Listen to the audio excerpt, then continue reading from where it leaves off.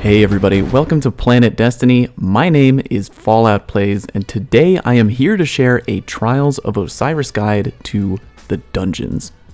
This is the first weekend ever that Dungeons has been included in the Trials rotation.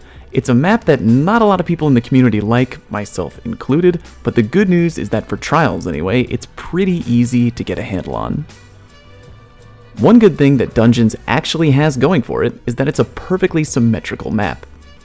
So unlike some other Trials maps I could mention, like Shores of Time or what have you, there are no good or bad spawns in the dungeon.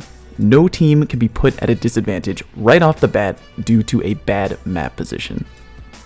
There's different ways to approach breaking down the dungeons, but I prefer looking at it in two ways. There's a top half and there's a bottom half. Now between these two halves, the strongest map position that you and your teammates can hold is going to be the bottom half.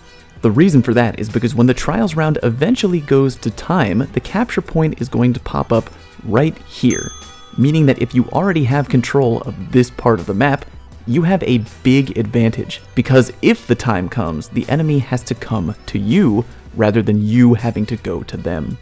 Now that doesn't necessarily mean camping, but yeah, smart players are 100% going to push the bottom half of this map right off the bat, because later on in the round, that's where you're going to want to be.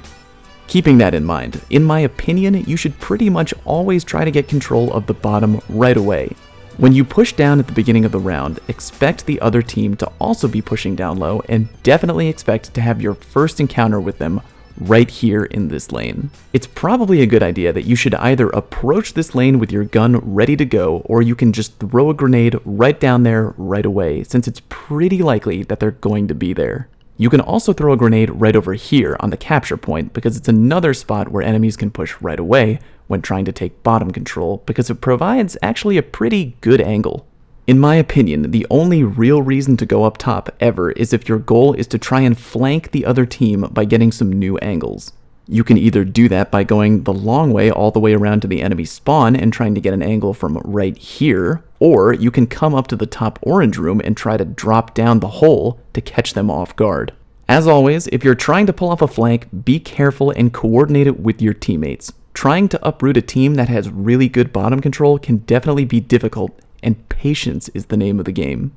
As far as heavy ammo is concerned, it also pops up down low, right over here, against the wall. Just one more reason why your team should be pushing down low right away. Other than that, there's no real hidden trick to doing well on Trials in the dungeon. In my opinion, you should try and grab early control of the bottom area to give your team the map advantage.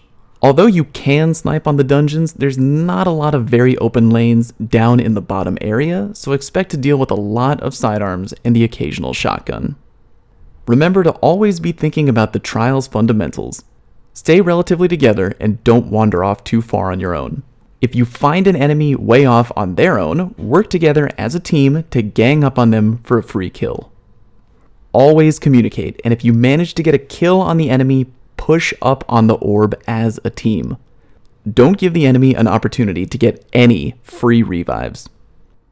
Alright everyone, that's it for this guide. If you liked it, feel free to swing on over to my YouTube channel, Fallout Plays, which you can find linked in the video description. See you next time, and thanks for watching Planet Destiny.